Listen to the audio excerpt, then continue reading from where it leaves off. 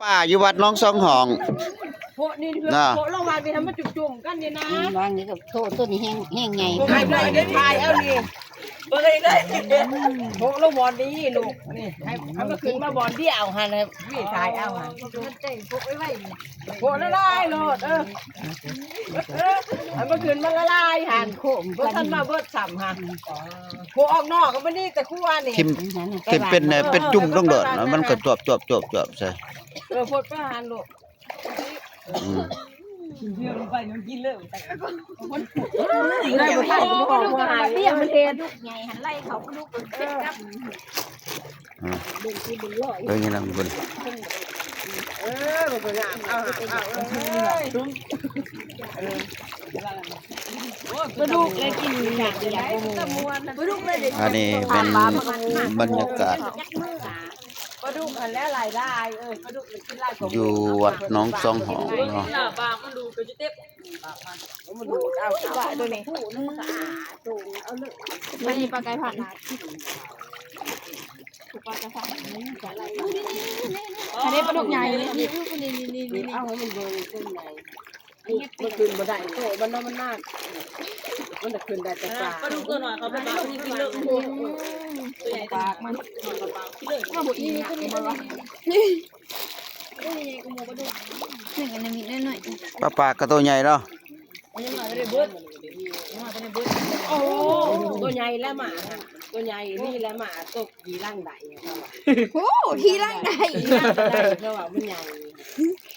นี่ฮะโอ้เบลโดดลงเลยคนฮะ ตัวใหญ่แล้วหมาผมตก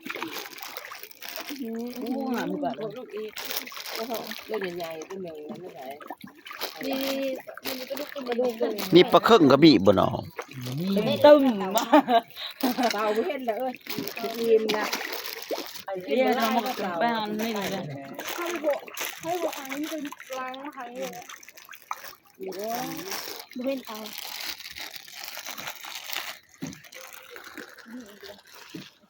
กระดูกลายกว่ามูอีกปนิ่ง บ่ได้ฟันบ่ได้หยังบ่ไม่ออกหลอด สิพันผู้ใดนางสิหมกเสือบนี้บางแจงนี่แล้วนี่นอนได้นำเลยบ่มีบาดนี่ บ่ได้เห็นเด็กเห็นหยังบ่ เพิ่นก็บ่ว่าก็ดีนะโอ้ย บ่ได้ถึงพ่อบาท ได้6โตนี่บ่ เนาะ สิได้ คนแล้ว3,000มาแล้ว ปลาอินพาพรมชีหนา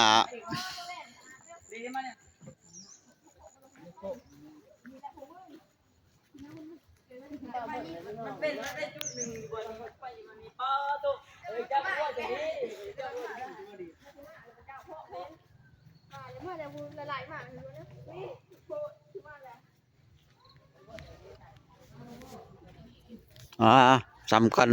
สำนี้เนาะพี่น้องเนาะเด้อไผอยากมาเที่ยวมาส้มบุญเดือน3เพ่งเดี๋ยวเพิ่นจะเปิดเนาะเสริมสะดอง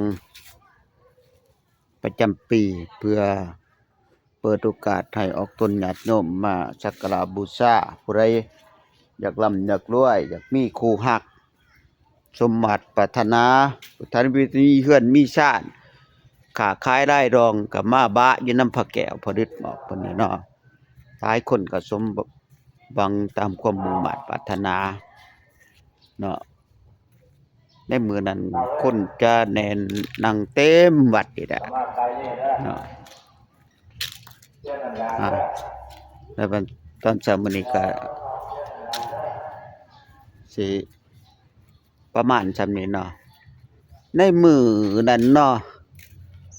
อันนี้สถานที่บ่อนแต่เขานี่ถ้าว่าผู้ใดอยากมานี่ให้ค่าเกียมไว้เด้อนี่เด้อเนาะ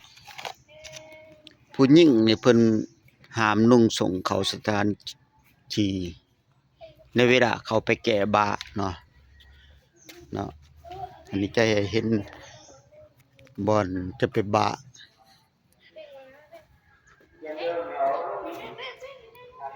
เนาะอันนี้เพิ่นยังบ่ทันได้เปิดให้ออกต้นญาติโยมได้เข้าไปบาเพื่อจะมีศิลวัตรมาประจำที่เนาะ